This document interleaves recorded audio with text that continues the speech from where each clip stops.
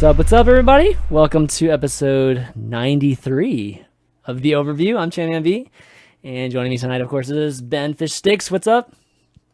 Hey, Chris. We've been away for a couple weeks, and so much has happened. We're knee deep into stage 2 of Overwatch League. A huge patch hit live servers.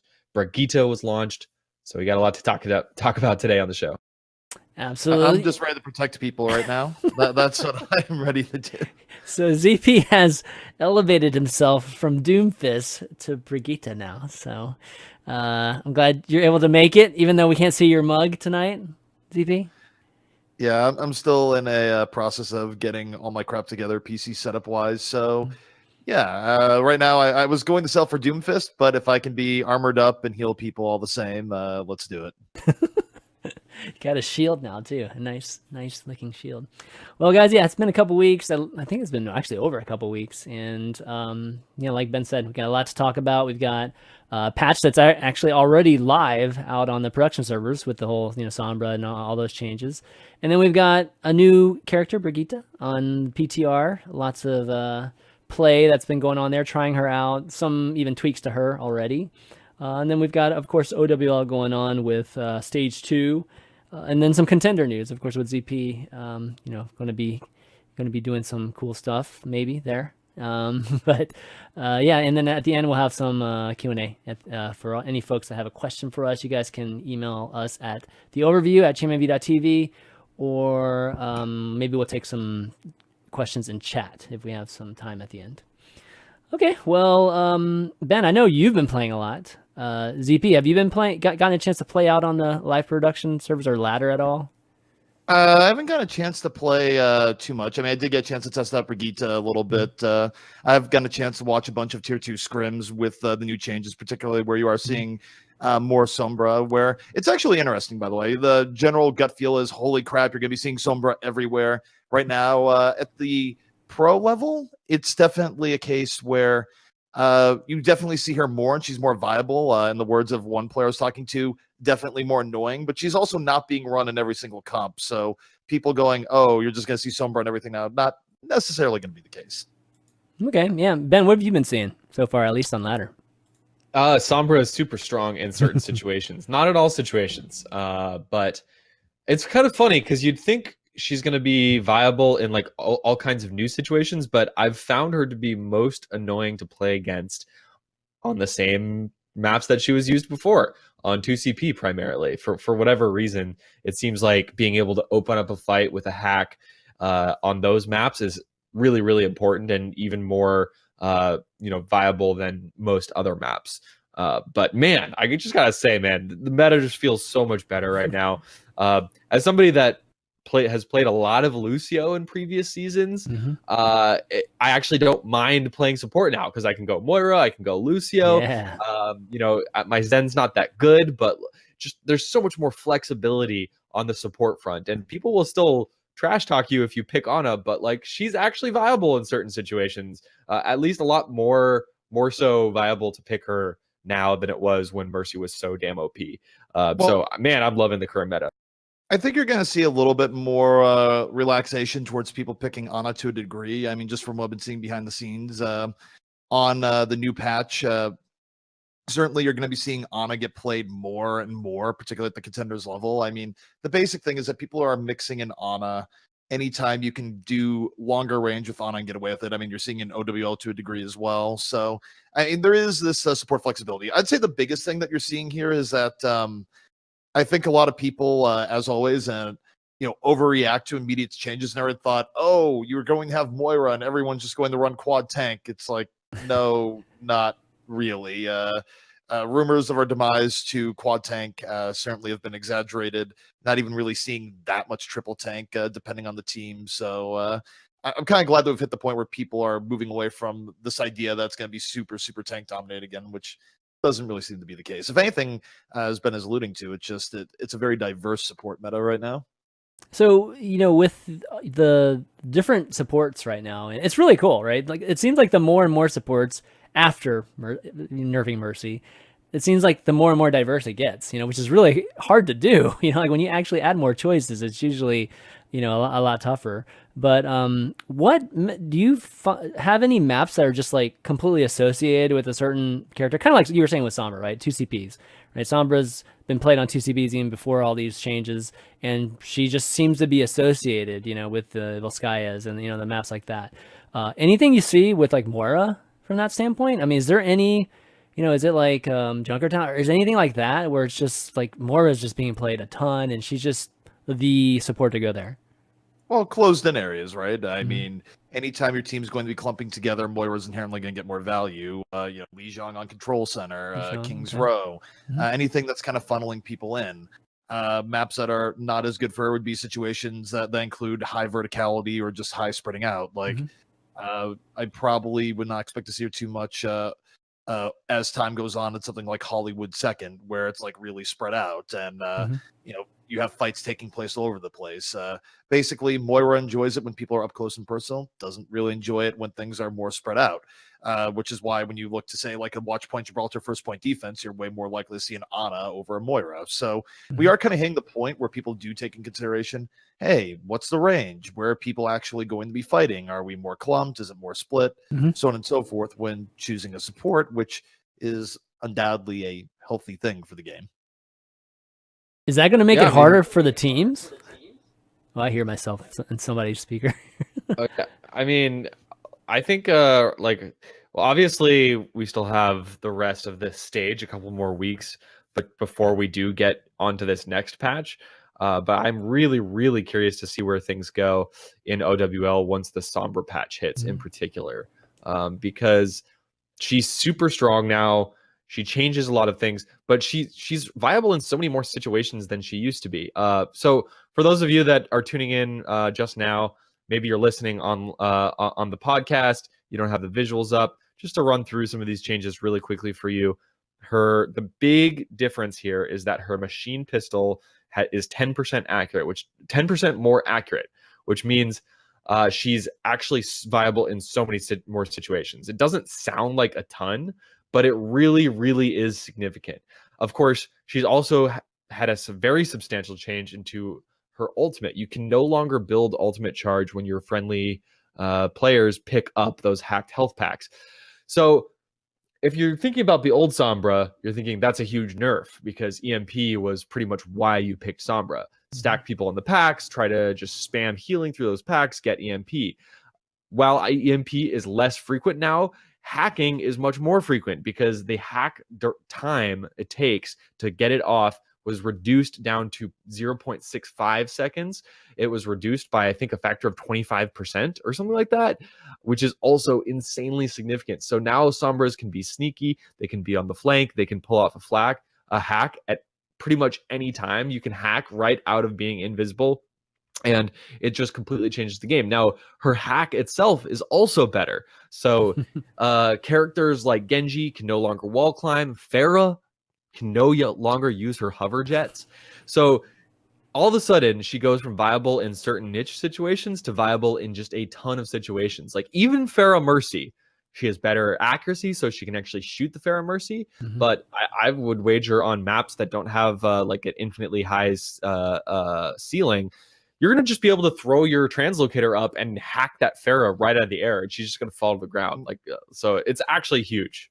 More than anything else, I would say is that I think one thing the changes have done, where you already see teams doing it before it's even thrown out there realistically, but it makes her more viable to be run as more of a hybrid situation where the meta definitely kind of hit a point where you would run Sombra in replacement of another support rather than running like two supports and Sombra now, because her actual combat power is better. When not considering her ultimate, you can kind of play around with that a little bit more. We'll see where she actually ends up in the end, though, because again, it's sort of a situation where at least from how teams have been scrimming with her, etc., it doesn't really seem like she's in a case of like overpowering must run all the time, which means that people at times might be overrating just how good she is. I mean, we'll see. It very well could still evolve to the run all the time, but so far it doesn't quite seem like she's gone to a crazy level of power, but just a little bit more versatile overall. I mean, are we still seeing timings based on her EMPs? Because obviously those timings aren't going to be happening quite as early and quite as frequent. Just given that her charge just doesn't happen on those hacked health packs anymore. So are we still seeing that type of team comp, or team strategies? Basically waiting until it's a team fight until she builds up enough EMP.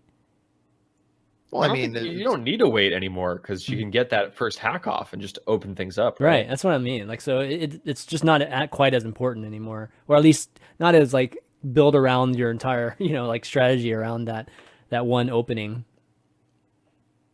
I mean, honestly, so people are already playing Sombra to a degree of like being highly aggressive before when they didn't really need to when they had EMP up. But actually, I don't think that much has really changed. It's just you're going to have players that are much more aggressive to a degree. I mean, they're already aggressive to begin with, but having more success with that aggression when trying to pick off like a Zenyatta or something, which still even happens before Sombra gets some of the buffs she's going to get here. So I just expect a little bit more aggression, really.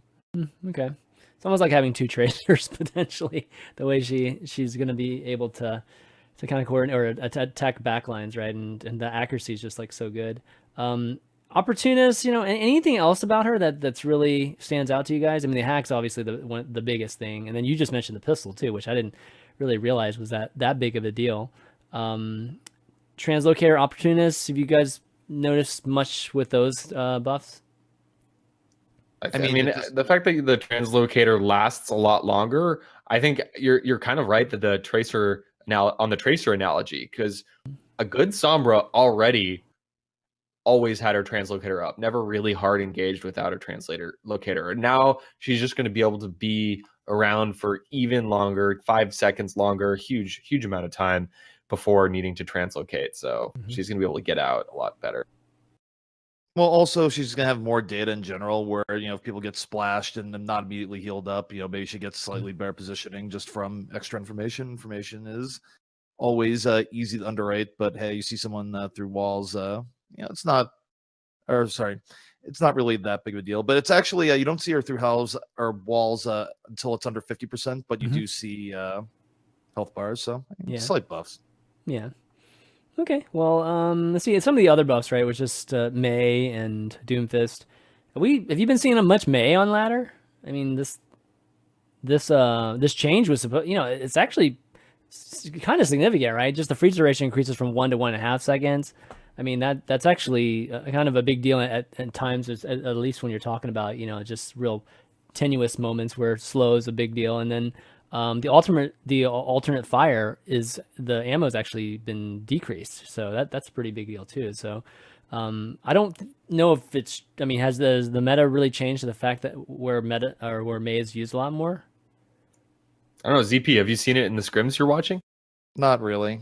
Yeah. Not really any different from when you would use Mei before. Now, not saying the potential isn't there, but I just haven't been seeing Mei come out all that frequently. So even though she has been buffed, so far it hasn't really caught on with the players that are playing on the new patch. So the one thing I'll say, in theory, it should actually help a reasonable amount. And bear in mind, all of these changes here, whether it be Sombra, Mei, Brigitte getting added in, etc., the entire, this is all part of a grander scheme to go, no, stop diving. Stop That's diving. true. That's true. All of this is sort of based around that, essentially, where it's like coming at from many, many different angles. So presumably the end goal is that you don't see the classic combination of like Winston Diva, Tracer, Genji as often as you still do. Yeah, so I haven't seen Mei in my ranked games yet, and take this with a grain of salt, but in FFA, she's kind of terrifying right now, because this change, I actually misunderstood. I misunderstood the change at first. I thought it was when Mei successfully freezes somebody into an icicle and they can't move, it's 1.5 seconds from 1. When I learned that was not the case, it's instead how long the slow duration lasts so basically, let me put it this way. If Mei touches someone with her endothermic blaster for even a split second, they are slow for 1.5 seconds versus 1 second. What it also means is that if you're able to freeze for a split second, but then they dodge you, or like a Winston jumps on your way and your freeze stops for just a split second, you can pick it up again and pick it up where you left off, if that makes sense. I'm not explaining this very well. I know what you mean. Basically what it means, yeah. There's a freeze meter kind of thing. Yeah. Yeah. Exactly. And since you're in that frozen state longer, it allows you to actually get the successful freeze much more easily. So basically what I've found so far is that if you get in Mei's range, you will almost certainly be frozen, at least in these 1v1 situations. You can almost not avoid it at all. So will that make a big difference when it's 6 versus 6? Probably not. But in 1v1 situations, she's kind of a monster, I think. Okay, that's an interesting way to look at it. I didn't really think of it from an FFA standpoint. I feel like Mei's been just in a weird spot in terms of the whole 6v6 and ladder and competitive right now, and I feel like they've been trying to figure her out too. And I don't. Is there a scenario where you can think that she'd be good right now? Is there some type of map or comp where she's really close to being viable in y'all's opinion? Maybe defensive, some kind of defensive comp. I mean, for me, it just kind of depends on if people feel they need that extra power to stop dive, or if just in terms of DM ability, it would be better over other options. I mean, part of the issue, right, with certain things is that, we're looking to deal with another tracer. Well, for many teams, if you have someone that's really good in the role, you sort of have the option of, well, we will have our tracer kill their tracer and then keep all the benefits of having a tracer, right? So I don't know. We'll see. Usually the way it goes in the pro side of things is that someone has to just completely wreck a team using a hero after the hero's been changed in a beneficial way. And then they go, okay, we'll consider this now. It is clearly better. But we haven't really hit that point yet. Yeah. All right. And then just a minor change to Doomfist here. Just hand cannon. Their cover rate was decreased. I'm waiting for the time. I mean, we're seeing a little bit more of Doomfist. I would say just a tiny bit more, at least in the league. Are we seeing any on ladder? Are we seeing a bunch on ladder right now, Doomfist?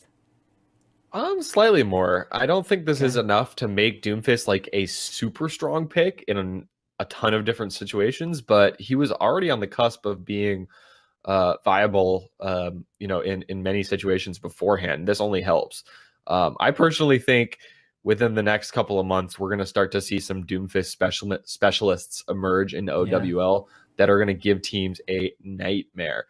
I mean, Doomfist is going to be viable for sure. He already is. He already was before this, and this just inches him ever closer. Yeah. Okay, so that is a Sombra, right? And now let's talk about PTR patch, which is Brigitte. And Brigitte is the new support character or support hero that they added, and it was all these rumors, or it was leaked, right? Maybe a day or two before. And sure enough, it came out like very soon after. And we're talking about a very different type of support. We're talking about a support the first support that actually has a shield, an actual physical shield like Reinhardt. She's kind of Reinhardt's counterpart, or at least a cohort, in terms of supporting him in his travels. So it kind of makes sense. She's also the daughter of Torbjorn, just if you want to know all the lore and all that good stuff. So she's like this mini Reinhardt, but then she has this whole other aspect of her that's support. So let's talk about her abilities, and then we'll just kind of go through it. So we've got the rocket flail. That's like it's like a whip, basically. She swings. Imagine Reinhardt's mini hammer. Reinhardt hammer. Yeah, it is for all intents and purposes, mini Reinhardt hammer, just less damage, less range, etc. Yeah. So it's an actual hammer. There's a tiny bit of range to it. It doesn't look like it, but it just stretches a little bit and hits out there. And then there's a repair pack, which she actually throws a repair pack, points at an ally, and just heals them instantly. With the excess actually going to armor, which is nice. You'll never under heal or not efficiently heal there. And then a whip shot, and this is like it looks like a pull, but it's actually the opposite. It pushes them out, does a good amount of damage. And then she has her shield, which is exactly like the Reinhardt shield. You can bring it up, the just same way. And then the shield. It's important to note, real quick before we get too far from it, on whip shot. It is also basically her main way of essentially healing, right? Where when people aren't in melee range, because it's her longest range attack and it can trigger her passive Inspire. So there's a really big intention. There's a very big. What am I trying to say here?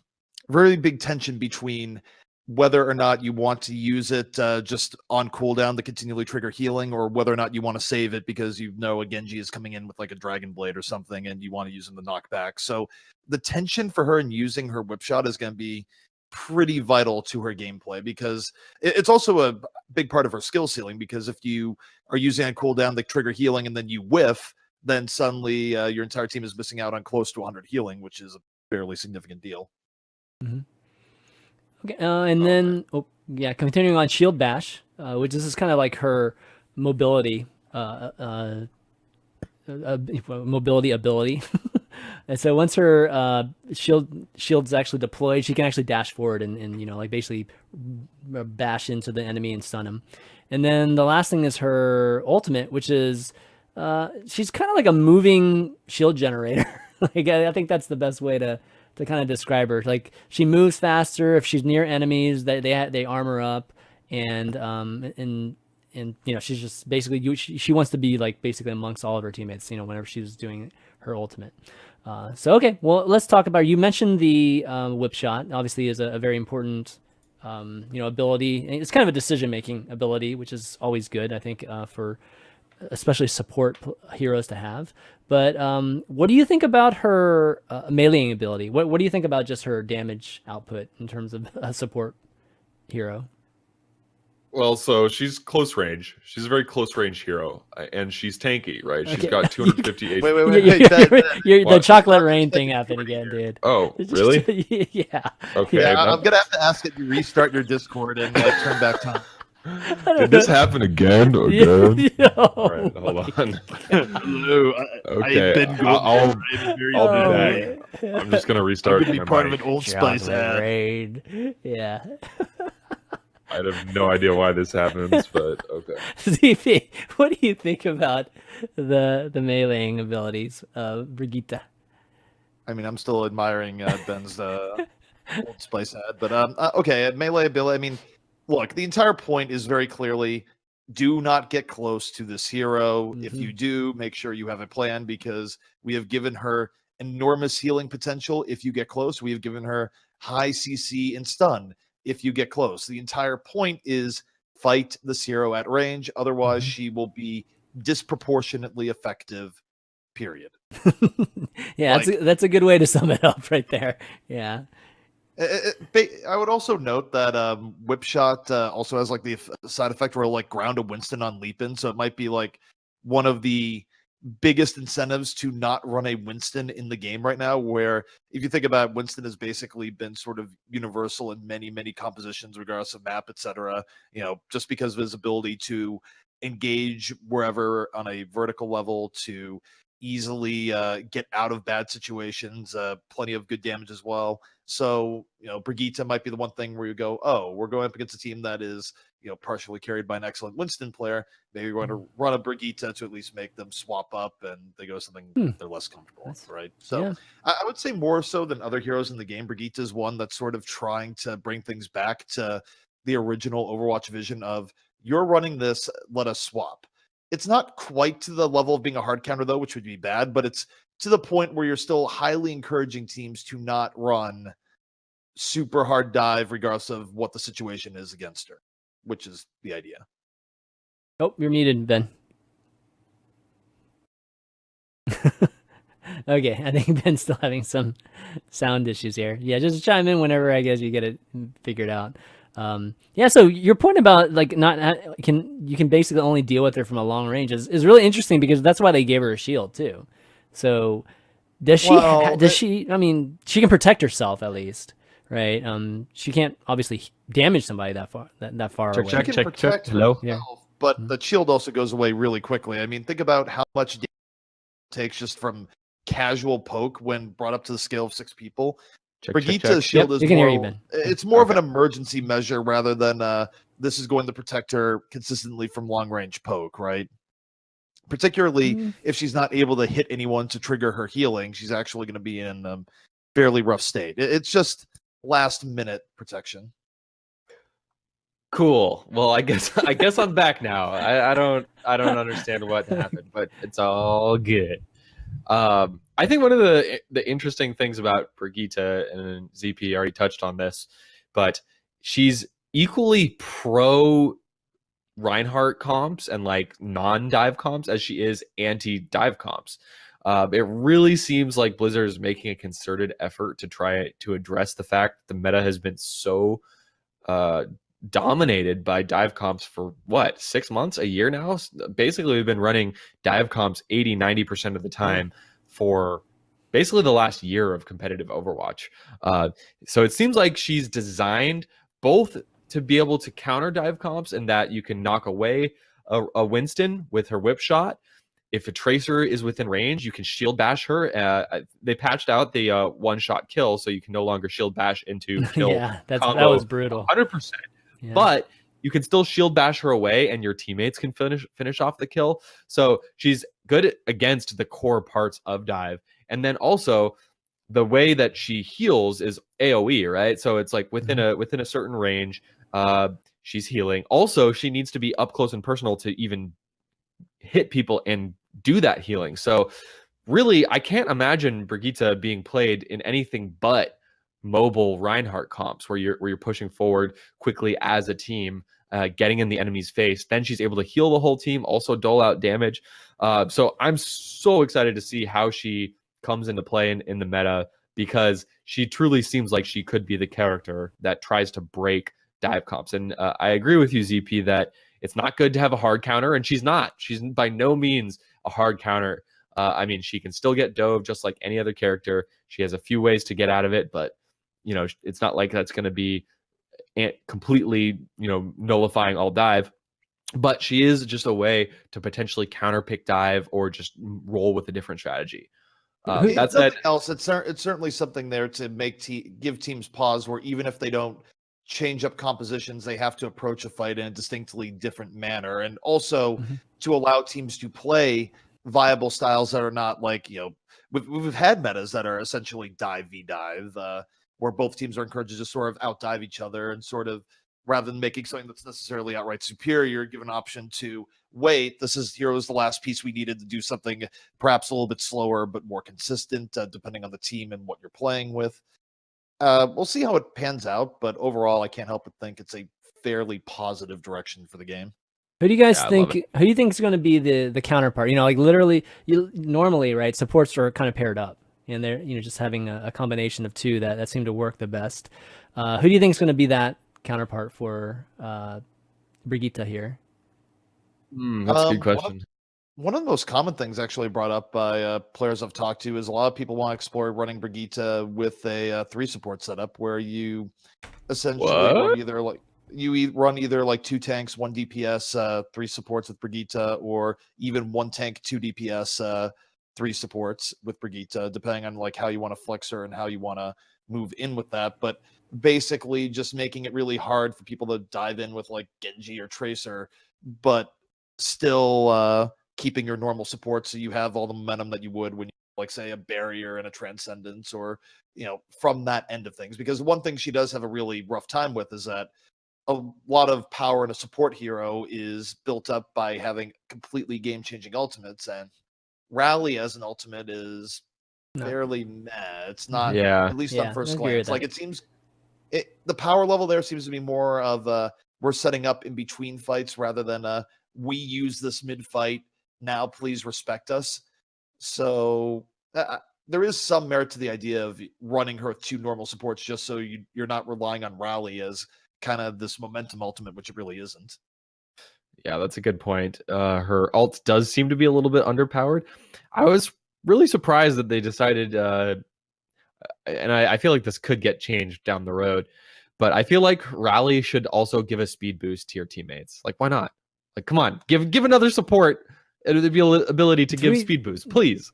Why do we want another support to have speed boost? Isn't speed boost super powerful? That's crazy powerful. That's fine. Okay. You have answered your own question. Speed boost is super powerful. Ergo, you make Lucio disproportionately strong when you don't have any other speed boost options. Exactly. Yes. Yeah, I think it would be cool, and like her ultimate really does seem lackluster right now. It's like a pretty minor boost to everyone around you. It's not hugely significant. So Yeah, I mean, I don't disagree. I think Rally is not very impressive. I will note about Rally, by the way, it is also another incredibly strong anti-dive, especially if you use it mid-fight, right? Like, the armor you get from it is permanent. Armor, by its very nature and how it works in Overwatch, is at its strongest when you have a short fight that takes place with one decisive engagement.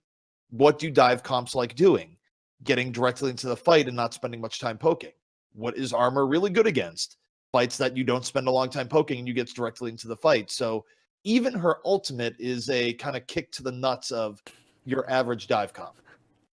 yeah, I mean, Yeah. her E, Yeah. even her regular E ability gives additional armor on top of HP pools. So yeah, you're totally right. Well, excited to see like just her out in the wild, and it shouldn't be too long. I mean, she's almost been on PTR for a week now, right? Like, and I mean, in past history shows us that 2 weeks or so, it's fair game. It could be literally released after 2 weeks. So That'd be Well, dope. I'd love to see that. Yeah, my general guess is that she definitely won't make it in time for Contenders, obviously. So we won't be seeing her there. Contenders actually is going to be in perhaps weird mini zone where like the Sombra stuff is active, but Brigitte is not. Who knows? Maybe they'll patch her in mid-season or something along those lines. And then for OWL, she would presumably be ready for stage 3, which right. would be really exciting. Like, I do think one cool thing about how Overwatch League does the stages is that if there's been enough change in the game in the midway through, there's always like things to look forward to with, oh, this has been buffed, this has been nerfed, this has been added, this has been removed, et cetera, et cetera. So I kind of hope that trend continues. Like seeing an OWL stage 3 where suddenly Brigitte is available and you have these other anti-dive changes as well, I think would be kind of neat. I think it's important, especially with something as long as OWL is, because we could easily just get into a rut where it's just like the same teams are winning every single stage, right? Because it's the same exact meta and things just aren't changing. So yeah, I definitely like to see, what we've already seen a little bit in from stage 1 to stage 2. And then if Brigitte comes in, we'll see it like another pretty large change into stage 3, and seeing how all these teams, adjust to it. That is a measure of how good the teams are created right now, or how much they are built. So I think this full season of OWL will be a clear indication of which teams were the most versatile and were able to handle the change that we see in Overwatch. Period. Forget Overwatch League. Okay. Well, anything else to say about Brigitte and anything else on PTR? I mean, that's pretty much the only thing that's on PTR, right? That is Brigitte. Well, there's one more thing, Chris. One more thing. What is that? Teammates, you can see their ultimate charge now. Oh, yeah. Oh my god. That is actually finally. pretty cool. I don't know why it took so long, but you can finally see your teammates' ultimate charge by pressing tab now on PTR. The technology has finally been built. Thank you, Blizzard. Thank you. That's actually a really big deal for is. teams. It's one of the things which is like competitive teams. Not that big. No. It's actually a big deal there. Your teams, even at the highest levels, are rarely working with perfect communication. What this means is that if you are the shot caller for a team and you are making more of the calls, you don't have to rely on perfect communication from players that frankly are not perfect at communication. Even some of your very best players in the game have weaknesses there, depending on the team and the player. Now, the guy on your team that actually is competent in that doesn't have to wait. He can just hit tab and go, oh, you have this, or you're going to have this soon. And you can make much more accurate decisions with information your team has. You have turned to a degree something that was high level and almost theoretical for many teams, because I don't know if they would have hit it. It's something that is tangible and reliable now in terms of coordination. So it's a bigger change than people might give it credit for. Yeah, and I can. This is one of those situations where I was okay with the excuse of being like, okay, if you don't have it, it encourages communication, whatever. You can just press Z. But ultimately, this is a quality of life boost for everyone. Yeah, everyone, all levels. Like, it's actually huge. So yeah, totally forgot about that one. That one is actually amazing. Okay, let's see. Another thing I had here. Oh, rank distribution. This is kind of. I think this is a little bit dated, given that we haven't done it in a while. Yeah, it was just more of a I think the rank distribution. I think there was a post on the rank distribution that I thought was kind of interesting. And I think we all know that most of the players are in that kind of silver, gold, and platinum range. Just kind of confirms that. You know, Ben, you're in that 1%, which is pretty nice. The top 1%. I'm back up there. Yeah, Yes, exactly. let's go. What a 1%er. What a 1%er. Yeah, exactly. All right. Well, why don't we talk about some OWL now? We actually, I think we have first here is really the Twitch integration. You know, it launched, and I think a lot of folks have been getting their tokens, I think, as they're watching the Overwatch League. And, you know, I've been trying to remind folks, like, make sure you watch it actually on the Twitch channel and not necessarily in the different embedded viewers that you can see all around, because I noticed I wasn't getting any for the longest time until I was actually on the channel, but definitely have been getting it now. Have you guys gotten enough to buy a skin yet? I haven't quite gotten my 100 yet. So I saw that Nate got his 100. So I think if you've at least watched all of them, you would get it by now. But I've wasted some matches on other players, unfortunately. Yeah, I think the theoretical. I usually watch stuff off of VOD, or at least like what I'll do is VOD, just because it's more time efficient when you're trying to gather everything quickly and you can skip through stuff. Unfortunately, if you go through VOD, you're not getting tokens, and I'm sort of at the point of like, well, I don't need to get free tokens. I can just spend money to support the league versus the entire thing of let me open another tab. They totally got you. ZP.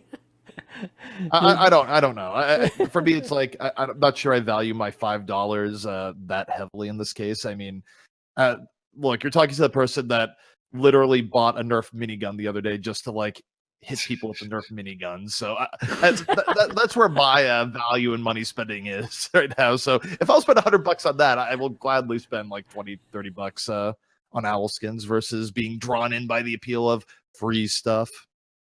Okay. And it also the bits integration is in there as well, so you can get some cool emotes on Twitch. And then also everyone's unlocked a Junkrat skin, and a Tracer skin is coming up.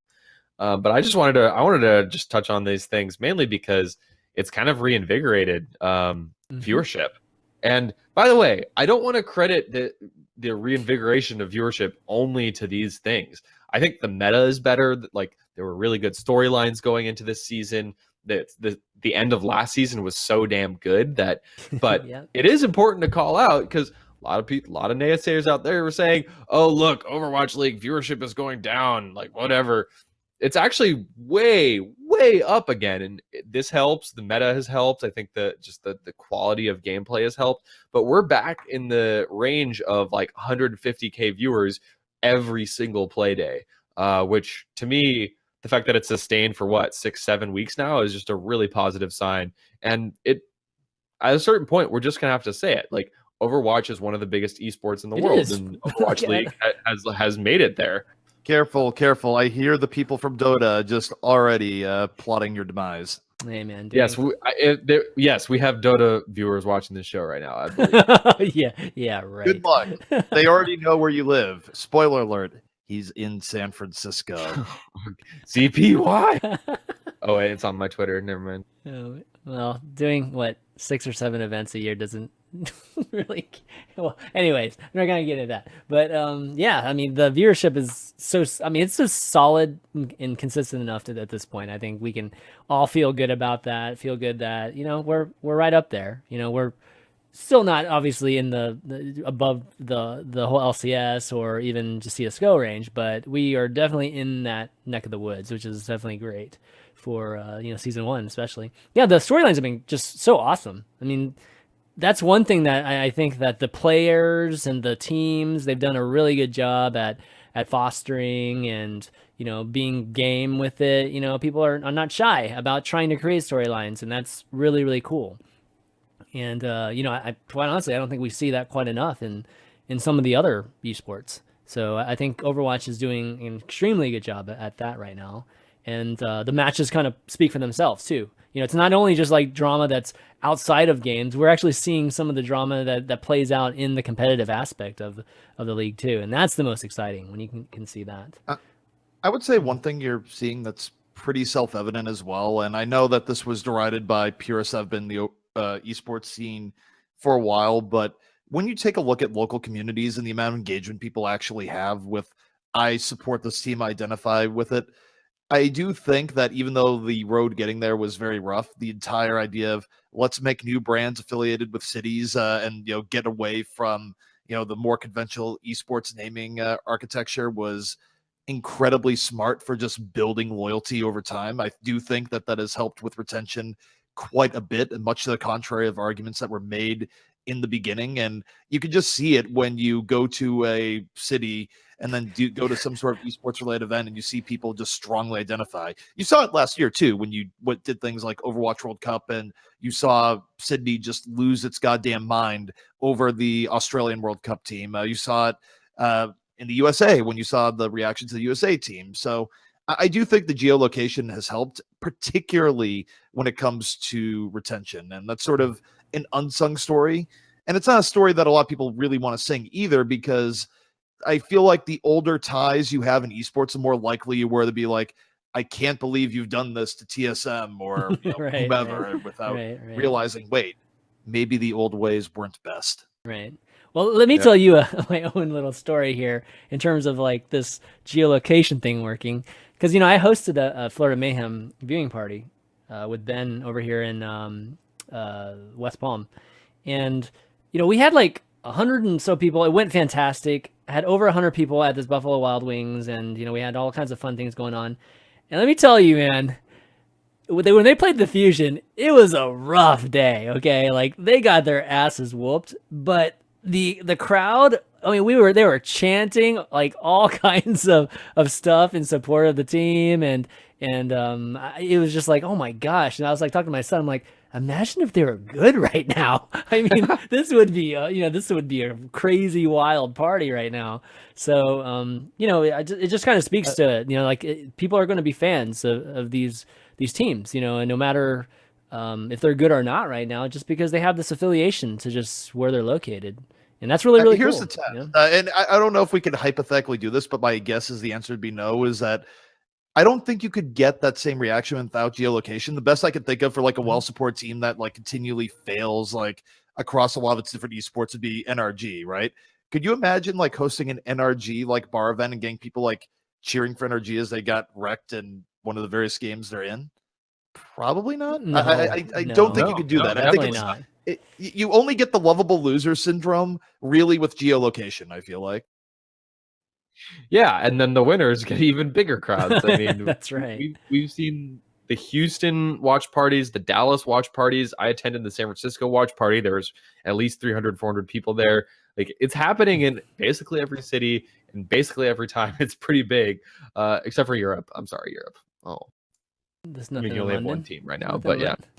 I mean, it's just late, man. It's just there's probably true. been one, but like the broadcast starts at 11 p.m. It's pretty brutal. Yeah. So yeah. No. So geolocation, I just kind of want to go my soapbox there. It really has helped the league considerably, and it's the one story that people are not talking about enough. Yeah. Period. No, absolutely.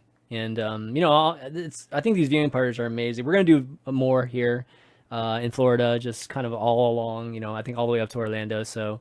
Be on the lookout for that. But everybody else that's been organizing them, been doing them consistently. It doesn't have to be a large party. Like some of these teams are having some, every week that are just at these small bars, and even when there's like 50 people together or whatever, it's pretty awesome to see that.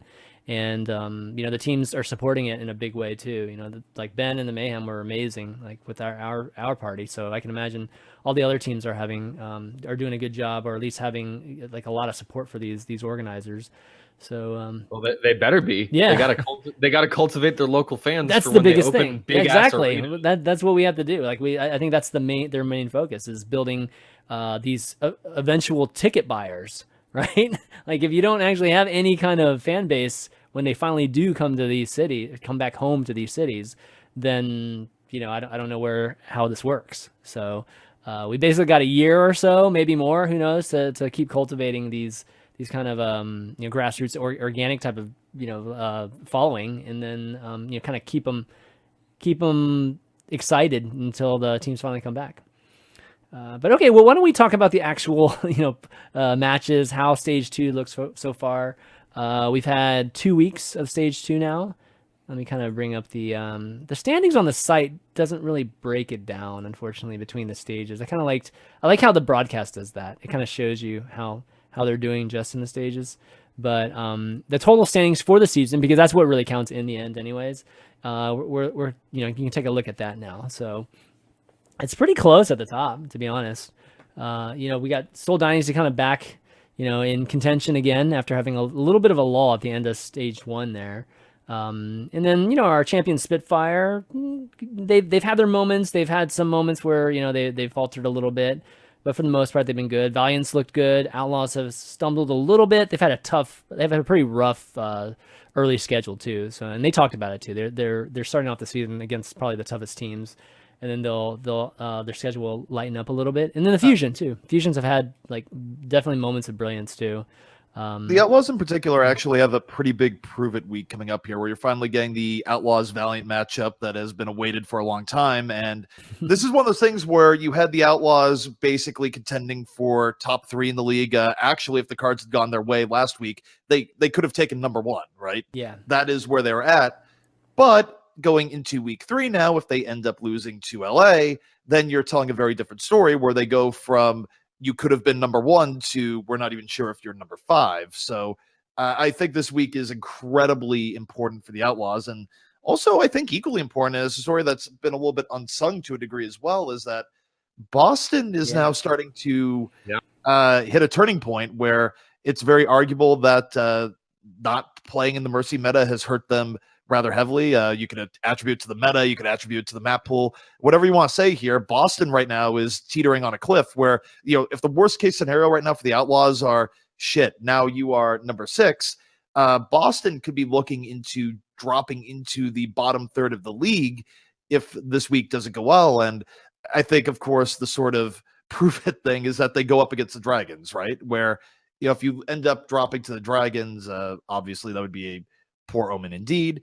And then beyond that, they do have will certainly be a very tough matchup against London, which they're not favored in at all. But Boston's in trouble. Yeah, I agree. They haven't looked good at all, at least compared to this surprising weekend. too. Yeah. I mean, everyone couldn't shut up about how they were so great at dive. And in theory, this meta should be even more favorable to those teams really, really adept at dive, mainly just because more Lucio is in there, more Zenyatta's in there, instead of so much Mercy. But no, it hasn't turned out that way at all. Yeah, it's I don't know what it's been. You guys have any insight into what it is? I mean, it can't be just the meta, like you said. I feel like there's just been a drop, at least a little bit, in terms of play, because at the end of the season, Boston looked, in my opinion, equally as good as the Outlaws. And in some cases, I think even preparation might have been just even a little bit better than the Outlaws, and at least in their match. So seeing this early struggles, which I think, what's their record right now in stage 2? It's 1-3. They are so overall they're 7-7, but let me take a look at it. I mean, if I look at the schedule, they're either 1-3 or they're let me see.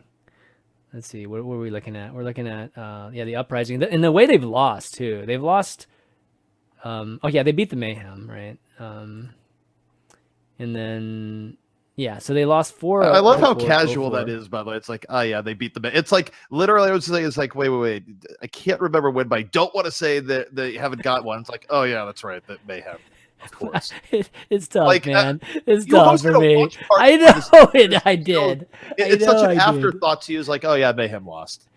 It's Poor Mayhem. Unfortunately, that's the reality it is right now. We're still rooting for the guys. We still want them, to see some improvement here with some of the new guys. But to expect a big change with the same 6 guys, I mean, I think that's asking a lot. So.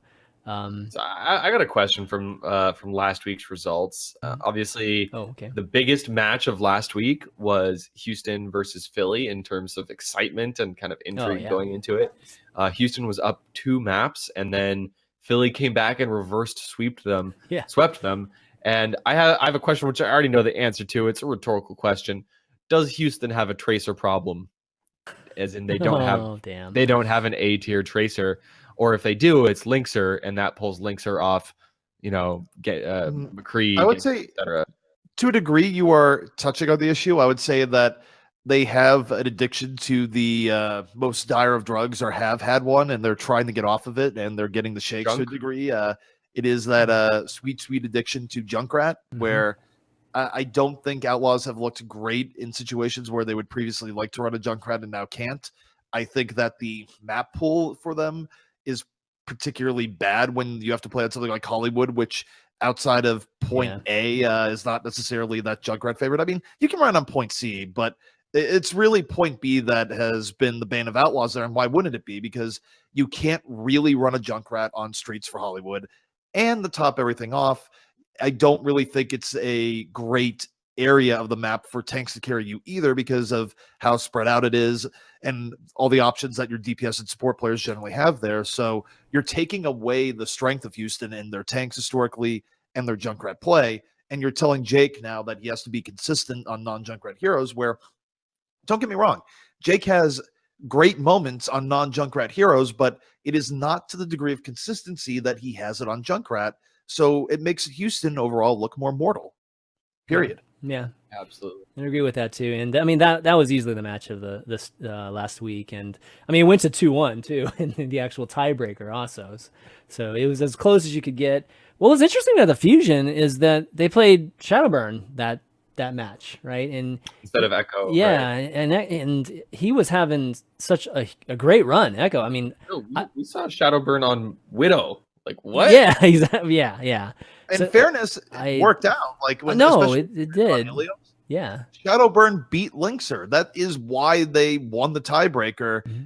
If you look at the overall the way the rest of it played out, they won the tiebreaker specifically because of that.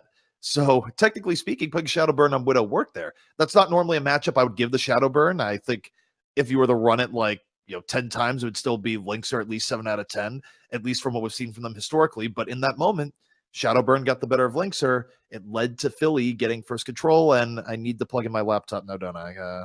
1 second.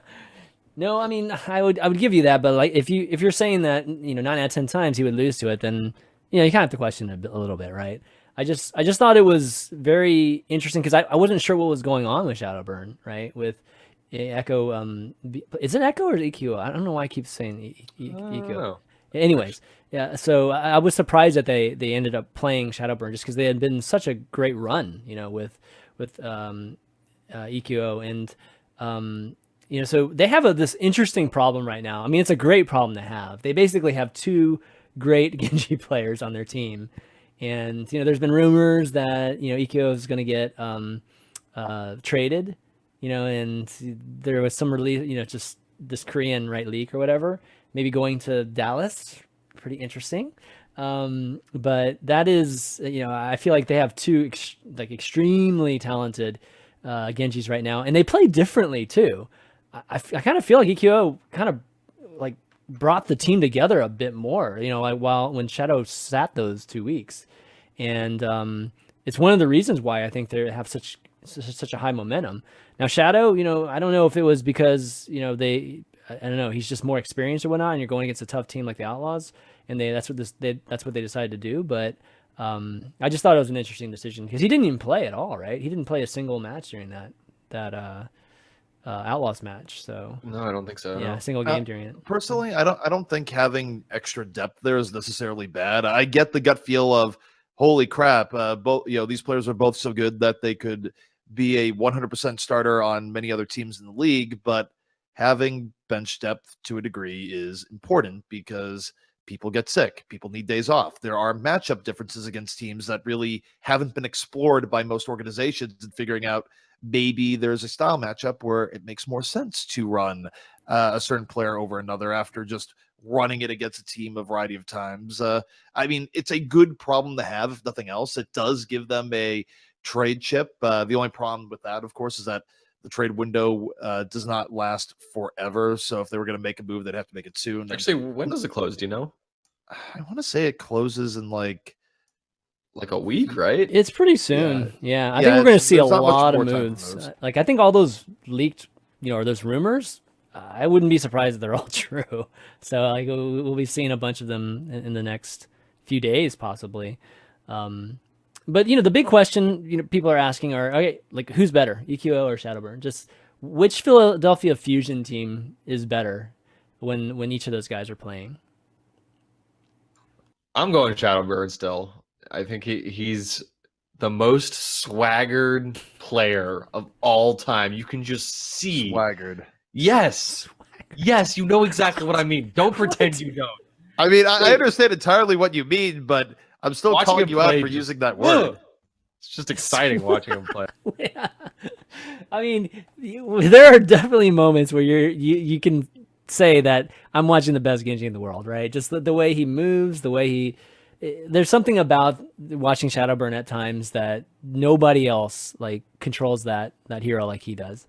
But there's a significant, the most obvious thing is really just the number of ults both of them actually use, right? EQO uses, I mean, his ult rate is like ridiculous, and when he gets it, he uses it. So like, I mean, it's like very immediate. So- Where Shadowburn has been definitely criticized for being overly patient with his blades.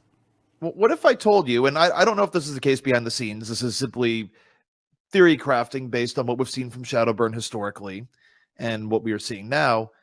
What if having another really good Genji player on the team is insurance to a degree? Where one of the stories that I don't think was really told properly by many people in the scene at the time, because people, there is like fear in the analyst world of going against people with a fan base or going against like so-called common knowledge. But there was absolutely a point, particularly through a good part of 2017, where Shadowburn really was not playing at that high of a level. Yeah. Like there were entire stretches of months where Shadowburn was playing pretty mediocre compared to what he had played in the past. And everyone's just like, oh, Shadowburn, he's such a great Genji. It's like, eh. So Shadowburn as a player definitely goes through periods where he's clearly grinding and playing really well. And he's in one of those periods right now where he's grinding and playing well. But you can't always count on that. One way to make sure a player continually keeps up a high standard is having the player sweat to a degree, going, if I'm not playing well, there's this dude right here that can immediately take my job. The quarterback. So there is kind of a twist there of, if you want to keep Shadowburn on the grind and make sure he stays at the high level that it's very well known he can perform at, just have that little extra nudge there going, by the way, this can always happen if you don't continue to grind. Just saying. I mean, of course that's good, but if you look at it from a front office standpoint, now all of a sudden you have like a valuable chip in your hand that you could go and sell to another team, right? And you could make that kind of play too. So, rumor has it they're talking about doing it, or maybe they've already done it, with EQO. That's just, you have to look at it from that standpoint too, like having that.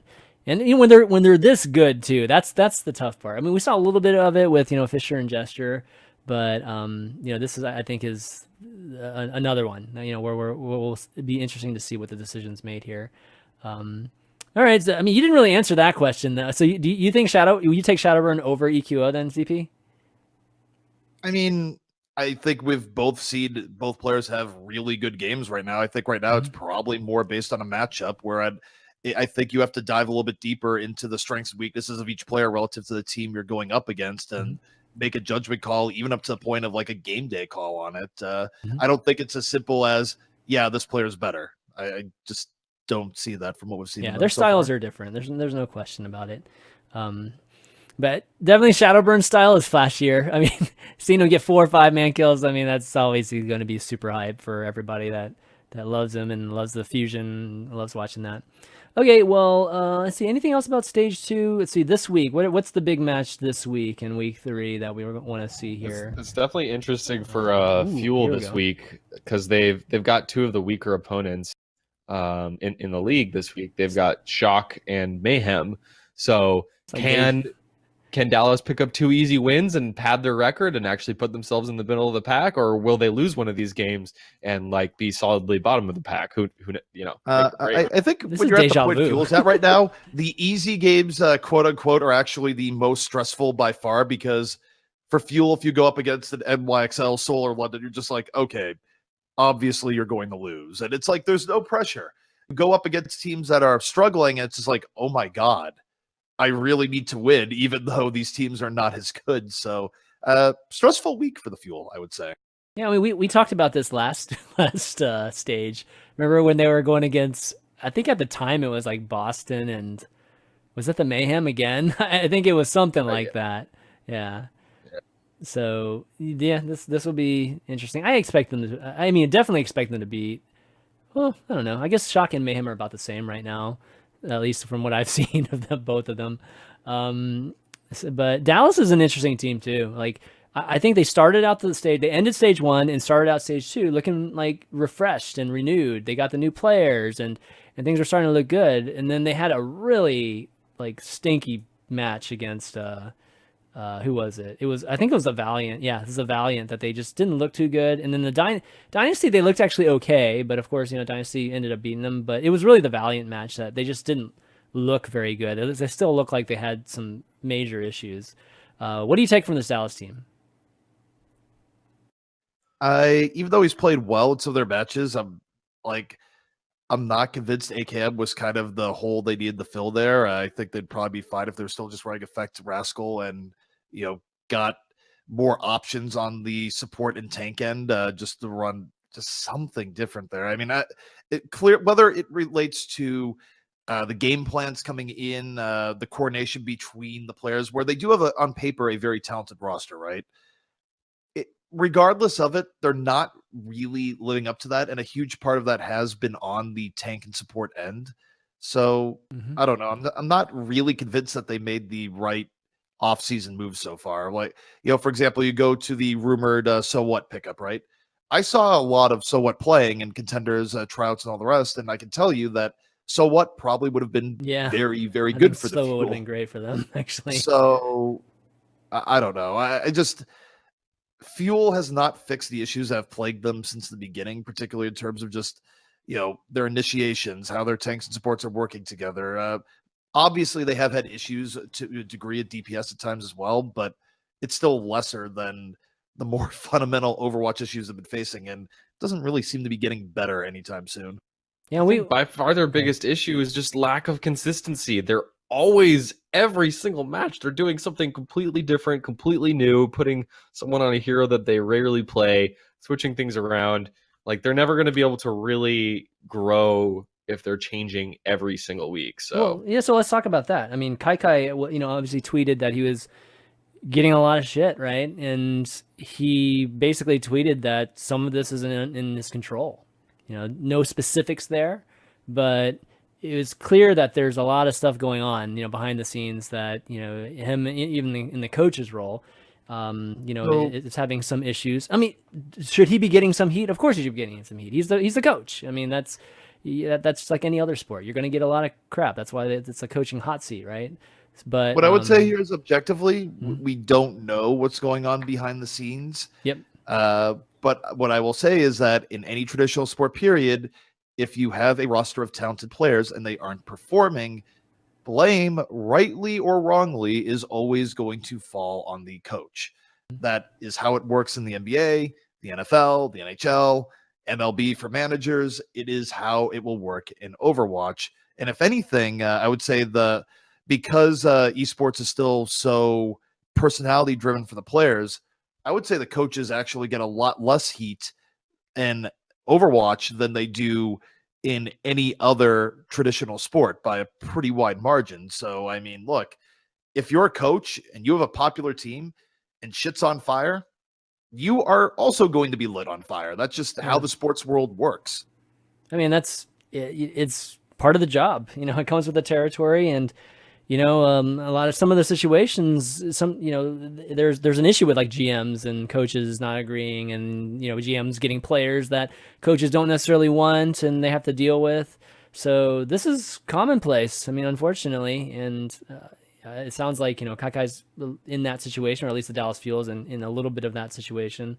But right now, it's like looking at the roster. We have Taimu not playing at all this past week. And, when he does play, he's playing like tank now, which is kind of interesting. It's definitely something to talk about. But, now with Rascal there, it's like, I don't think we're going to see Seagull much anymore, which, kind of like, he's obviously an expensive person on your roster. So I feel like the Dallas field is just the way they're built right now is very, very interesting, and I'm not sure it's been working out for them so far. Well, the rumor is that they might pick up OGE, who I don't personally know a lot about, but he was a main tank for Conbox. So that might be good. I suspect that, I mean, maybe what Kai's alluding to is we'll see some trades, like some of their core roster getting traded away. Like, I wouldn't be surprised if it's something like that. Yeah, hopefully we will. I mean, they do have some. They have a lot of different people they could trade away, and they, that could be useful for other teams for whatever reason. Actually, even being able to start for them, or even just from notoriety, or whatever. So yeah. So anyways, I think that that team's definitely going to be making some changes soon. So we'll have to see. One thing I'll say too, and this is part of why I was one of the only people actually at the beginning of the season to go look. And not many people were willing to do this, but I remember it was on Oversight where I went to Thorn and Monty. I was just like, look, if there's a team that has a chance to have a very significant downturn, it's Dallas. And this is back when everyone was just like, Dallas top 3 for sure, best Western team, so on and so forth.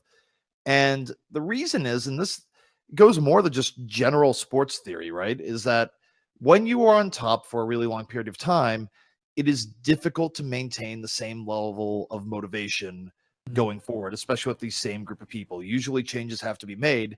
And, when you had the scenario with the fuel where you've added in new people, which messes with the core to a degree to begin with, and then you have a core that's just, been on top for a long time, it's not the best really scenario to have hungry players, where I don't think it's a shock that you have a new top tier of players that were the players that were never on top of the Overwatch world in terms of team success, but always in contention for being known as top players that are doing the best. Like, you look at the Outlaws right now, you have players like Cool Matt and Linkser that are essentially peaking at the right time. And a good degree of it is that for Linkser, he was never number one, really, as far as Overwatch goes. I mean, maybe there was a one-off tournament here and there that Creation might have won, but he was always on good teams in Overwatch. But it was only recently they sort of took the next step and went from, yeah, this guy's really good, to, holy crap, he's one of the best in the league. Similar to a degree for Matt, where Matt did have a run with Envious in the very beginning of Overwatch, but he had to pay his dues on a bunch of particularly rough teams over the course of it, and that keeps you hungry. I don't think it's a good combination for a team, especially kind of in the lead up to OWL, where you're doing well, you're winning most things. I mean, yeah, Envy did get roughed up to a degree in Apex, but relative to the rest of the Western teams, they weren't under that level of pressure. So I think it's sort of a combination of like fairly rough circumstances. Yeah. Well, oh, go ahead. I was just going to say we only have a little bit of time left in the show, and we wanted to cover some Contenders stuff. Yeah. I don't think we're actually going to be able to, but we should probably move on. Yeah, we should probably touch on it. Try. I mean, last bit is really just the New York Excelsior Nixel. They look super strong right now. I feel like they look like for sure the best team in the league right now, and they're obviously going to be the team to beat. Soul's on the rise, but Nixel, I think just what they did to the Outlaws, and what they've just been doing, even against Boston, just stomping teams basically. I would like to say one thing about Contenders news here, just because again I've gotten a chance to sort of watch some of the stuff that's been going on. Players have been pretty gracious about this. Obviously, you have a whole bunch of academy teams announced that are backed and affiliated to a degree with the different Overwatch League teams.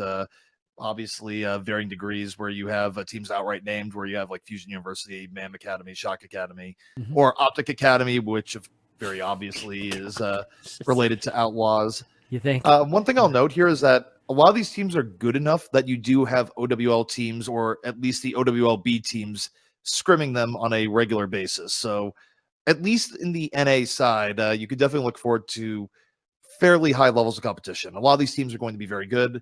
Obviously, some perhaps a bit more so than others, but it will probably, if you think about how Contenders will work into the future, and the fact that right now you have more OWL caliber level players that did not get into OWL the first time around because of just, the imperfections you're going to have with the first year.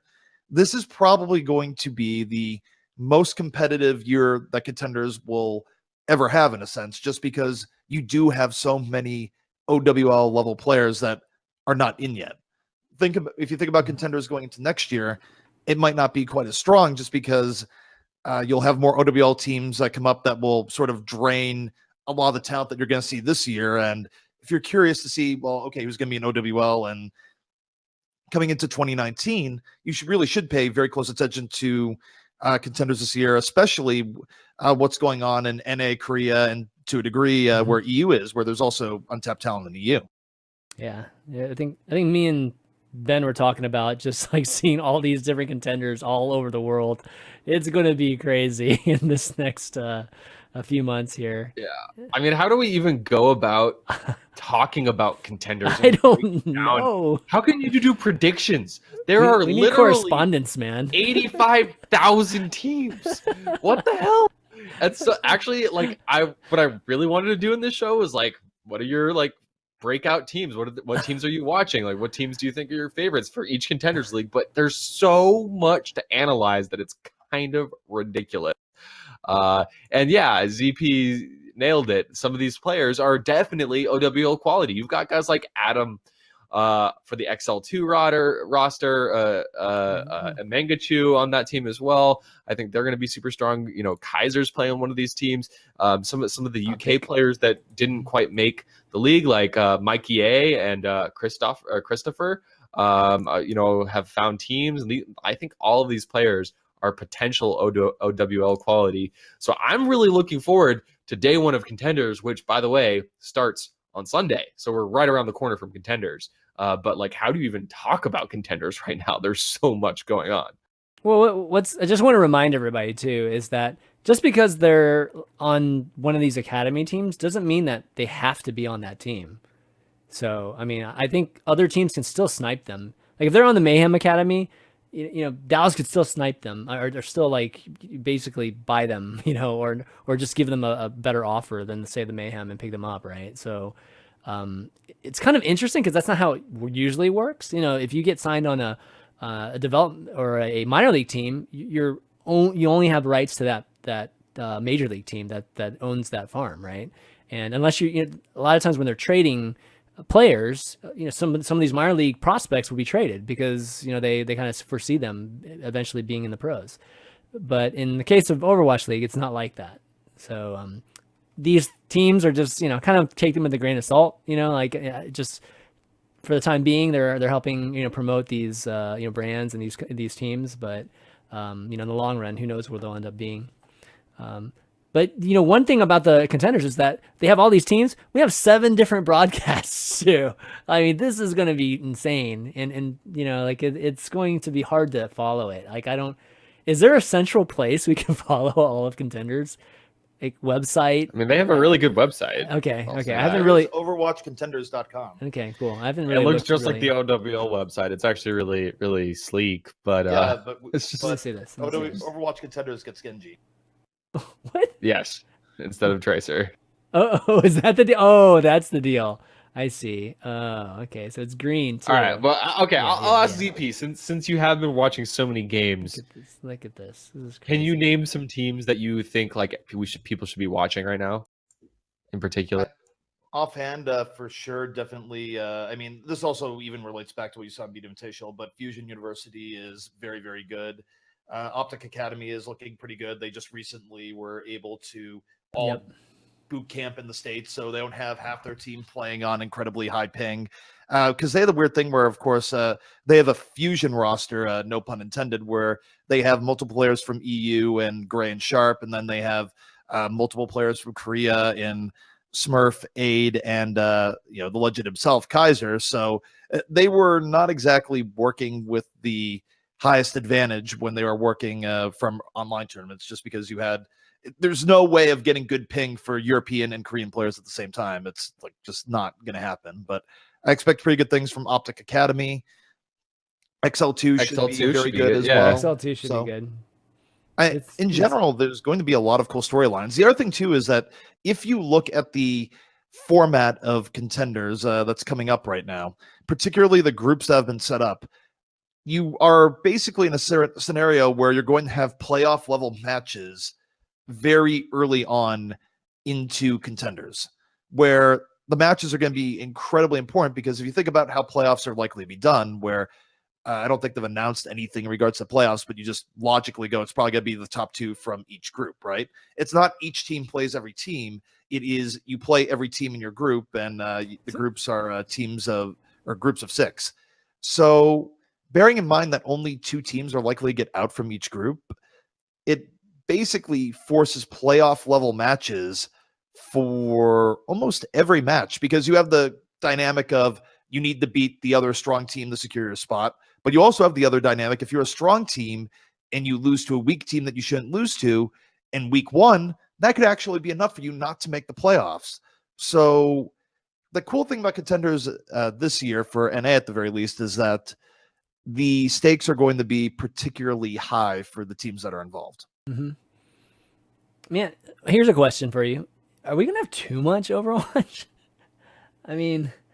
It's true. I mean, we're going to have a lot of matches going on, and even just on this show, following it, it's going to be, like, what do we talk about? Do we literally spend every single week just talking about Contenders and Overwatch League for the most part? Because there's going to be enough to talk about each and every week. So this is sort of the peak Overwatch zone, if you think about it, with the schedule of the year. Yeah. Obviously, Contenders is going to be going on all year long. So you will have a period of sort of break, right, where Overwatch League is done, and then you still have 2 seasons of Contenders to go, and it'll be more of the relief area there, where you'll be heading into that zone where Contenders will be the main thing for organized competitive play. So this is sort of a period of, wow, you have a lot of Overwatch, but it does taper off to a more, okay, there's one major event later in the year. Okay, I mean, at least they're not on the same days as Overwatch League. That's definitely a good thing. It is fun to think about. Wednesday, Thursday, Friday, Saturday, OWL, Sunday, Monday, Tuesday, Contenders.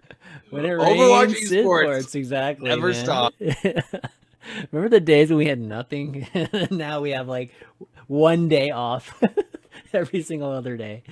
It's definitely a good place to be in. So not complaining. It's awesome that all these players are supported, all these casters and everything are going to have, some things to do in our community, and it's awesome. Definitely going to be great. Okay, well, I don't know. We got time for maybe a couple questions. Anybody in the chat want to throw out some questions? We'll be sure to answer them. So go ahead and type them out in Twitch chat, and we'll try to get to them. Before the first question comes in, there's one talking point which I wanted to bring up. Okay, sure. There's an elephant in the room, and her name is Diva. She is being picked at over 95%, or sorry, just under 95% right now. It's become so normal that we don't even talk about it anymore. But like, and people seem to be okay with it for some reason. Like, no one cares that Diva is like almost a must pick right now in OWL. But I don't know. That wasn't really a question, just kind of a statement. Yeah, Diva? Yeah. Yeah, just holy moly, Diva. To be honest, like, they're wrong right now. Historically speaking, from an Overwatch standpoint and meta, the dive meta has probably been the least complained about meta, like dominating meta. But like, we haven't even been complaining about. We've been complaining about Mercy. We haven't been complaining about the fact that we've been literally playing the same meta for how many months now? 8 months? Maybe a year? It could almost even be a year now. So, Diva's kind of falls in there. Nobody's really complaining about her because she doesn't feel OP, right? She just feels extremely necessary. Yeah. I mean, I'm not really complaining for that reason. She doesn't feel abusive or unfun to play with or against to me. But yeah, I think it's just worth calling out because I don't hear a lot of people talking about it. Yeah, it's amazing how many soldiers I see getting killed now. It's like Diva's all over them on the matches that we saw this past week. Okay, we do have a question. I do think I will note here at Diva, I think if she doesn't drop off because of buffs to other heroes or perhaps just new heroes being added, it is probably fairly likely she might end up getting nerfed again. I mean, people aren't blind to all this, where it's like, Diva's being run all the time. It is interesting, though, because I don't think this is actually a factor in hero balancing, but anytime you touch Diva, it's like touching Mercy, because that hero actually has like a ridiculous degree of cult fan base where it's just like, oh, you've ruined Diva. It's time to set everything on fire. But yeah, for Diva, we'll see where things go. I don't. It doesn't really seem like she's on the radar to be hit right now, but I think you could make an argument that at the very least her burst damage is a little overtuned right now. I mean, I think just the Diva players have gotten really good too. I mean, just watching like Poco or watching, obviously Matt all the time, but I think we're just seeing some impressive Diva play too. Let's see. Okay, we do have a couple questions here. Looks like Voodoo Stream has FishStix. How likely would it be that a Contenders team which wins, say, NA gets an Overwatch League spot? Oh, as a team itself. That's not going to happen, I don't think, at all. I mean, Contenders is really the feeder league into OWL. Like that's almost how Blizzard has pitched it in the past. It's its own standalone league, but this is a proving ground for players to get noticed and signed by OWL teams. I don't think that means we're going to see entire teams get picked up, but you will see players. In fact, many players are going to come from Contenders next OWL season. I can almost guarantee that you're going to see a lot of players dropped, current OWL players dropped, and a lot of players brought on, particularly from Korea. I mean, there's just an infinite wealth of players from Korea out there that are just going to make every OWL team probably better. So I don't think that we're going to see full teams get picked up, though. Yeah. So, yeah, I mean, assuming you're talking about the idea is that not a team actually just like securing sponsorship, but more like, for example, let's go to rumored cities, right? Where people would really like to see a franchise in Chicago or Seattle. Like if you had a franchise prop up there, would they pick up an entire Contenders team? Maybe. I mean, it would depend on how dominant that team was. But the other thing, too, is that the more dominant team is, the more that all the players are going to be getting offers from existing teams. So if you want to get a full team, that would likely be a fairly pricey endeavor. And yeah, I mean, we'd see where things end up going there. But it's not impossible. I mean, it just depends on will there be a team in Contenders that kind of rises up to be way better than the rest? Not likely, but it could happen. Yeah, I mean, I think this first season of Overwatch League kind of already proves that concept of picking up an entire team isn't the best model. I mean, the teams that we saw that were picked up as a team and were supposedly going to have this advantage in the beginning of the league, at least, clearly didn't have the advantage at all. Like we saw that fall off, and we even see it in the Korean teams too. Even Seoul and having a drop off too at the end. So I think the proven model has been just picking your team with anybody like available, and I think that's the smartest thing. There's like so many players to pick from. Like why would you just pick these 6 guys or these 10 whatever 8 guys or whatever it is that's gonna I forget how big the Contender teams are. Are they just 6-man teams? Or how big are they again? They're like no, there's more than 6 for sure. That's all the rosters. Definitely more than 6. Yeah, it's like I'm not 10, sure maybe 10 or something like that.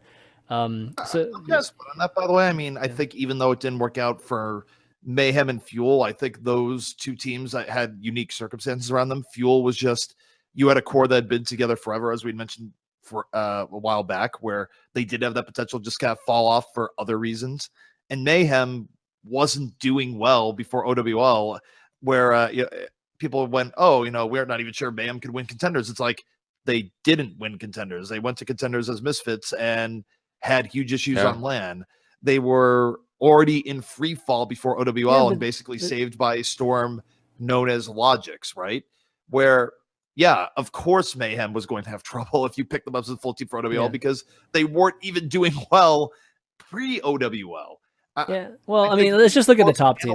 Team getting picked up that was more of a pre-made team and doing well probably would actually be Outlaws, right? Where you pick up their entire tank and support core and then add in Linkser for good measure and add in Jake. You got something pretty good there. So, I mean, you can pick up a seasoned core. It's just you have to bear in mind all the circumstances that are going around in it and make sure you're buying low rather than buying high. Okay, we got some more questions here. Actually, let's see. I found a spicy one. Okay, let's find it. Let's find it. Oh, it's Spicy. O'Doyle rules. A little bit of drama not really drama. O'Doyle rules for life asks, do you guys think the best Contenders teams will be better than the worst OWL teams? ZP, what do you think? Yes. That's a yes. I say yes. Okay, better than Shanghai. What about Mayhem? Yes. I hate What to say about it. I say What about Shock? Honestly, yes. I think Shock's been Okay. The times have won. Dude. It's more Wow. like Okay, some of let's the keep games that going. Shock has won versus better teams. I haven't really looked at Shock and been like, man, Shock's really good. I'm more like, wow, what just happened in this matchup? Shock. It's weird to say that they've been overperforming when they're in the bottom half of the league, but kind of feel like Shock has overperformed to an extent. So the idea that Contenders team can be better than Shock, not even remotely Right. surprising. Keep going. What's next Keep on the going, list, Dallas? Yeah, Dallas. I think that's where I draw my line. It would be fairly hard. The Contenders would have to be really good because I'm going to expect Dallas to improve at least to some degree. But yeah, I'd probably be close to drawing the line there as well. Yeah. Okay. Okay, that's a good question though. That's a good spicy one. Let's see. Let's see. Nota Bene asked if Taimu and Coco were transferred to another team. Wow, what teams would benefit the most from each of them? Okay, so Tank and Shanghai. I don't know. Tank and a Widow / Roadhog. I would enjoy watching Taimu try to communicate with people where he doesn't speak their language and just see like how Taimu would navigate that challenge. God. Okay. I think honestly, I know there's a lot of Taimu detractors out there. I know that he hasn't been as consistent as he had been at one point in his career, but I think it's a real shame to not have him playing Hitscan. I'll just go out and say it. I think it's a shame. So I think he should be in a position where he can play Hitscan. It is, but Taimu also has a weird hero pool for Hitscan where of course, he has a very high level on heroes like McCree and Widow historically, but his tracking aim is hardly good, really. I mean, he's never been able to whip out a consistently shut down soldier. He's never been able to whip out a consistently shut down tracer. So within the hit scan mold, it's weird. And then you have cases where he can play a really good Junkrat even before Junkrat was buffed, but he can't really play a good Genji despite putting in time on it historically. Taimu's biggest Achilles heel is just the fact that his hero pool is not consistent in the way that you would want to run someone for roles and swap ups in a given game. And he was able to kind of ignore that facet of the game just because he was so overwhelmingly good relative to other people he was playing against at the time. But now that people have caught up on the whole, I do think the hero pool issue is pretty rough for Taimu in terms of his DPS play. Fair enough. So we didn't answer the question. I'll say the Mayhem. I'd like the Taimu to be down here. That'd be cool. Yeah, that'd be cool. All right, let's see. Any other questions here? Oh, yeah, we got one from Chaos, right? So did Congarna not meet standards for Contenders? Yeah, they didn't qualify. They failed to qualify. Yeah. It's as simple as that. That's simple crazy. question, simple answer. Question? Did Congarna not meet the standards for Contenders? Not surprising. Congarna They was just didn't. getting wasted in scrims for a long time. Like them not qualifying is, expected. Okay. Well, all right. That's pretty tough. Okay. I think that's it for questions. Thanks for writing in those questions in chat. It's a lot of fun. A lot of good ones too. There's probably a few more that we didn't quite get to, but gonna have to wrap things up. But it's good doing the show again this week. Sorry about delaying it so much, guys. I know a lot of you guys were expecting on Sunday, but ended up just getting just crazy busy on Sunday, and I should have tweeted out a little earlier, so it was really my bad. But I'm glad we were able to do it this week. But let's do some shout outs. CP, want to start? Brigitte. Shout outs here. I will try and put some effort in it, but I mean, more just general Overwatch stuff, right? Like, certainly Owl Stage 2 is very interesting right now. If for whatever reason you are tuning into the show and not checking it out, I don't know what's wrong with you. Definitely check out Overwatch Contenders starting this week on Sunday and Tuesday, where don't forget, it's not just NA, it's going to be a whole bunch of regions all at the same time. So if you have a particular addiction to watching Overwatch, well, you can get it just about every day of the week. So good times for Overwatch, especially compared to a year ago, where I believe we were just hitting the tail end of the Carbon series for NA, and that was actually the only thing going on for the Western side of things. Yeah, it's good times. I've actually been streaming recently. In fact, Team Twitch is playing an after-hours gaming league, and I've been streaming our matches every Saturday at noon Pacific time. So if you want to watch some kind of scrubby competitive play, then you can do that. We're currently 2-0, and we've won every scrim that we've played so far. So things are looking good for Team Twitch. I have I think we have a really good chance of going deep into the playoffs of After Hours Gaming League. So you can follow my channel at twitch.tv/FishStix. Who else is on your team? Shoot, I don't think anyone that you would know, Really? Chris. Okay, all right. It's a lot of engineers. It's Oh, me. okay. I'm trying Yeah. to think if there's anyone you know. I don't think so. All right. But we're looking pretty good. I won't be doing it this week because I'm traveling. I'm actually going to OWL on Saturday. I'll be there. Nice, If you see me, say hi. I'll be at the venue. That's pretty much Awesome. it. Yeah, we've been having some cool people show up at the Overwatch League matches. We had the Jin Yang from Jin Yang, God damn it, Jin Yang. Silicon Valley. That was awesome, and obviously we had Xavier Wood the previous one, so it's kind of You cool. just gotta It's regale just- people with great luxury boxes. That's how it works. There's no luxury boxes right now. They're just sitting in the crowd right now, right?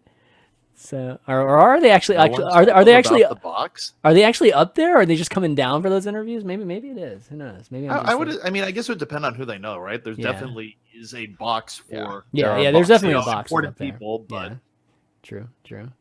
I guess that's where you know it's like, are you A-list or not? Like, you're just like, yeah, I'm sorry, we That's can't true. actually invite you up to the box, but maybe give you a photo op. Like, ooh.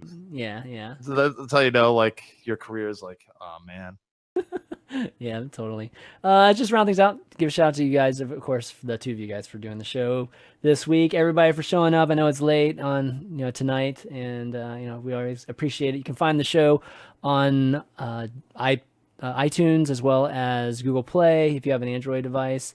And if you enjoy the show, leave us a 5-star review because it really helps out when people are trying to look for Overwatch podcasts. You can find the VODs on youtube.com/ChanManV. And any questions or anything for us, go ahead and email us at theoverview@chanmanv.tv. And big shout out to the Overwatch community team for sending out all the Year of the Dog, little gift.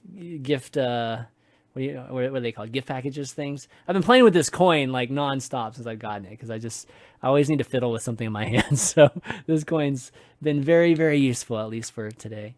But other than that, guys, that's going to be it for this week. So for ZP, FishStix, and myself, ChanManV, we'll see you next week.